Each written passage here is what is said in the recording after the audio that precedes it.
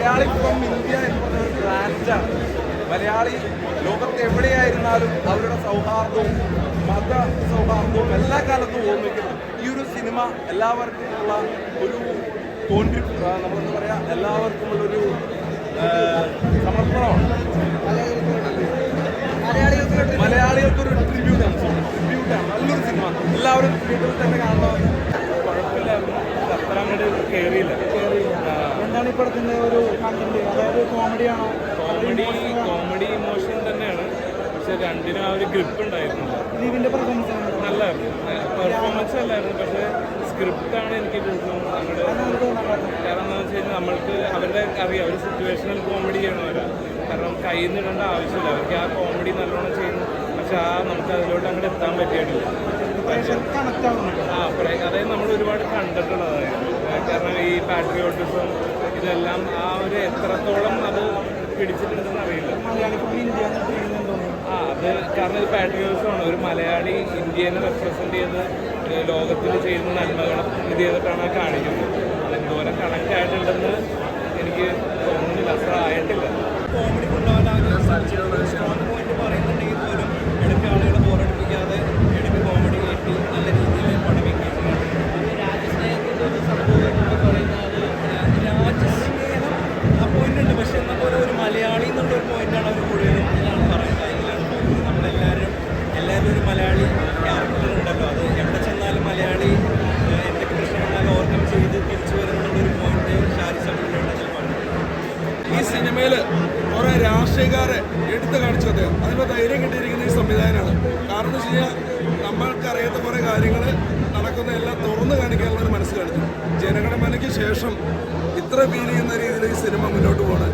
നിവിൻ പോളിക്ക് ഈ സിനിമ ഒരു പൊന്തൂവലാണ്. കാരണം അദ്ദേഹം ചെയ്തിരിക്കുന്ന ക്യാരക്ടറുകൾ ഇതൊരു പൊന്തൂവൽ തന്നെയാണ്. അതുപോലെ സലിംകുമാറുടെ ഒരു തിരിച്ചുവരവ് നടത്തി അദ്ദേഹത്തിൻ്റെ വേഷം ഗംഭീരമായിട്ട് ചെയ്തു. പാട്ടാണെങ്കിൽ സൂപ്പർ ഹിറ്റ്, ഫാമിലിയായിട്ട് കാണാൻ നല്ലൊരു മൂവിയാണ്. എന്തായാലും നമുക്ക് എവിടെ അഭിമാനത്തോടെ പറയാം, നമ്മൾ മലയാളിയാണ് എവിടെ പറയാം. അതുപോലെ നല്ല സിനിമ, ഫാമിലി സിനിമ, എല്ലാവരും കാണും. അടിപൊളി പടം. സൂപ്പർ സിനിമയാണ്, പൊളിയാണ് സിനിമ. അപ്പോൾ ഇത്രയും ഞാൻ കണ്ടതിൽ ഭയങ്കര അങ്ങ് കണ്ണീരന് വന്ന ഒരു അച്ഛൻ ഉപദേശിക്കേണ്ട സംഭവമാണ് ഈ കുട്ടിക്ക് പറഞ്ഞു കൊടുക്കുന്നത്. അതിൽ അവൾ വിജയിക്കും. അഗ്നിച്ചിറകുകൾ എന്ന പുസ്തകമാണ് അതിൽ കൊടുക്കുന്നത്. അപ്പോൾ കോമഡി മ്യൂസിക്കായിട്ട് ജോസ് സംവിധാനം ചെയ്ത മലയാള ഫ്രം ഇന്ത്യ സൂപ്പറാണ്. നമ്മളെല്ലാ മലയാളികളും കണ്ടിരിക്കേണ്ട ഒരു പടമാണ് മലയാള ഫ്രം ഇന്ത്യ. സൂപ്പർ സിനിമയാണ്, ഒന്നും പറയാനില്ല. 100 കോടി എന്തായാലും പ്രതീക്ഷിക്കാം ഈ സിനിമ. അതൊരു ലാഗുണ്ട്. ഫസ്റ്റ് ഹാഫ് കോമഡിയാണ്. ഫസ്റ്റ് ഹാഫിൽ ഫസ്റ്റ് ഹാഫിൽ മെയിനുണ്ട്. സെക്കൻഡ് ഹാഫ് ക്ലൈമാക്സിൽ അങ്ങോട്ട് ഹാർട്ട് ടച്ചിങ് ആയിട്ട് വളർന്നു. ഇത് രാഷ്ട്രീയപരമായിട്ട് പൊളിറ്റിക്കലായിട്ട് ടോപ്പിക് ഡിസ്കസ് ചെയ്യും. ജനഗണമ അങ്ങനെ ജിജു അല്ല അഭിനയിക്കുന്നത്. ഇതിനെ ലിസ്റ്റിന് കാശ് കിട്ടുന്ന ഉറപ്പാണ്. പിന്നെ ഇത് ജനഗണ പോലെ നല്ലൊരു വളരെ സോഷ്യൽ കമ്മിറ്റി മൂവിയാണ്. എല്ലാം കൊണ്ടും നല്ലൊരു എൻ്റർടൈനറുമാണ്, അപ്പോൾ നല്ല മെസ്സേജും ഉണ്ട്. എടുത്തു പറയാനാണ് നിവിൻ്റെ ശക്തമായ തിരിച്ചറിവാണ്. ഫസ്റ്റിന് ശേഷം കോമഡി മാത്രമാണെങ്കിൽ ഇതിൽ കോമഡി, സെൻറ്റിമെൻറ്റ്സ്, പൊളിറ്റിക്സ്, റിലീജിയൻ എല്ലാ എലമെൻസും ഉണ്ട്. നല്ലൊരു എൻ്റർടൈനറുമാണ്, അപ്പോൾ നല്ല മെസ്സേജും ഉണ്ട്. ഇത് മലയാളി ഫ്രം ഇന്ത്യ. അപ്പോൾ നീം പോളിയുടെ ചിത്രം കണ്ടു.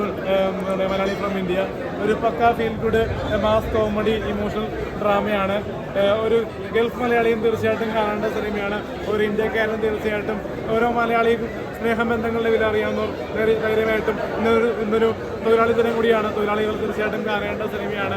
ഒരാളും ഒരാളുടെ അടിമയില്ലെന്ന് തെളിയിക്കുന്ന സിനിമയാണ്. നീമ്പൂരുടെ മികച്ച തിരിച്ചുവരവ്, പിന്നെ ധ്യാൻ ശ്രീനിവാസൻ്റെ മികച്ച അഭിനയം കൂടി വന്നപ്പോൾ കസറുകയാണ്. പിന്നെ ഡിജോ ജോസിൻ്റെ മികച്ച ഡയറക്ഷനും വർക്കൗട്ടായി പോയിട്ടുണ്ട്. പിന്നെ ക്രിസ്ത്യൻ സ്റ്റീഫൻ്റെ മികച്ച നിർമ്മാണവും സിനിമയ്ക്ക് പുതുമയുണ്ട്. ഒരുപാട് കോമഡി ഉണ്ട് ഇതിനകത്ത്. എല്ലാം മിക്സഡ് ആയിട്ട് നല്ലൊരു സാധനമാണ്. കുറേ കാലത്തിന് ശേഷം നീങ്ങുമ്പോൾ നല്ല രീതിയിൽ അത് പടം നല്ല സക്സസ് ആവാവുന്ന ഒരു പടമാണ്. Thank you.